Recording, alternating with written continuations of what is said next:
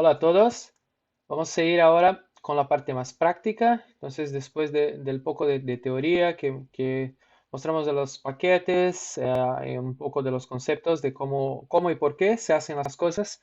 Entonces, ahora sí vamos a ver más en R cómo hacerlos. Y estamos usando acá la interfase de RStudio. Yo creo que ya tiene un poco de familiaridad, así que voy a seguir con esa asunción. Y el primer paso es cargar los paquetes. Entonces tenemos acá los dos paquetes que vamos a usar. Pueden correr cada línea acá con la función de correr o entonces también con el control enter. Y acá, bueno, algunos mensajes, todo está bien. Y el primer paso entonces, después de cargar los paquetes, es leer los datos. Y los datos están en ese archivo CSV.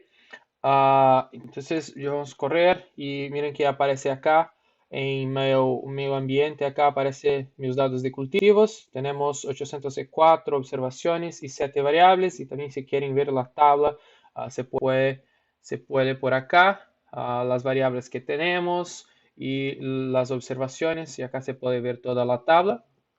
Pero también en el código se puede usar la función print para imprimir los datos.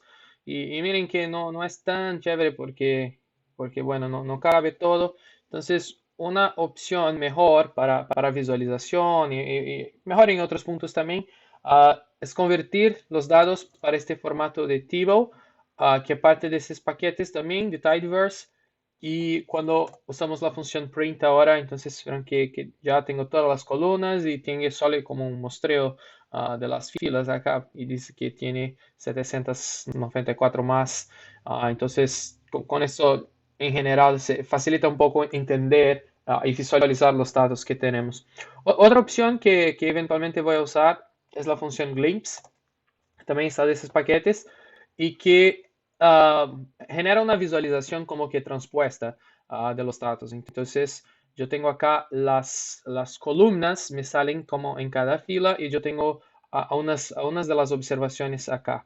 Entonces, esto es útil cuando yo tengo un número muy grande de columnas y que no cabe en el tamaño de la pantalla. Entonces, con la función glimpse se puede dejar para ver esto y bueno, no importa cuántas columnas tenga, tú puedes verlas.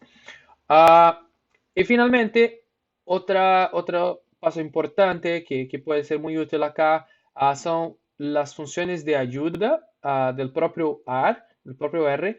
Entonces, cuando necesita saber más sobre una función, sobre un argumento, una cosa, puedes utilizar la interrogación, iniciar la línea acá con la interrogación y va a darme las opciones que están relacionadas a esta función. En este caso, por ejemplo, la función filter está en dos paquetes, el paquete dplyr que estamos usando, pero también el paquete stats, que es un paquete de base de R.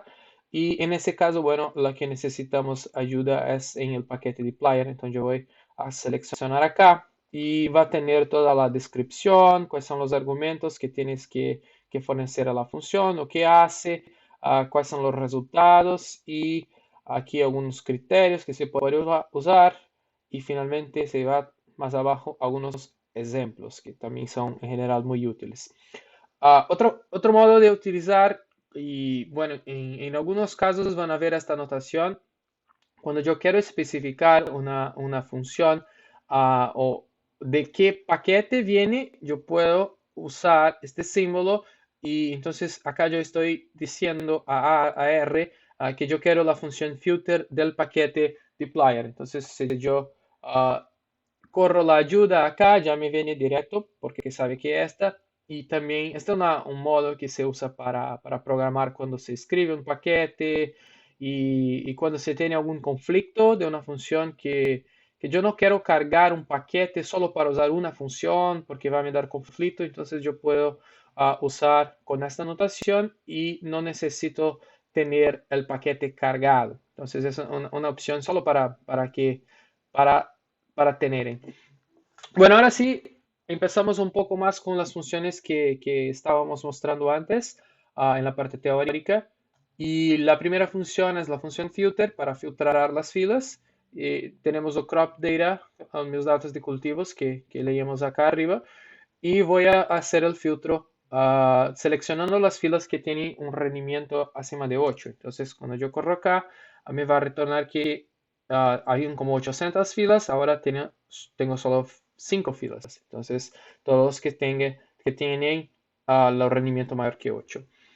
Yo puedo combinar las condiciones usando la comilla acá, por ejemplo. Entonces, eso interpreta que ahora yo quiero filtrar en mis datos donde el rendimiento está mayor que 8 y mi método de siembra es el mecanizado. Entonces yo corro acá.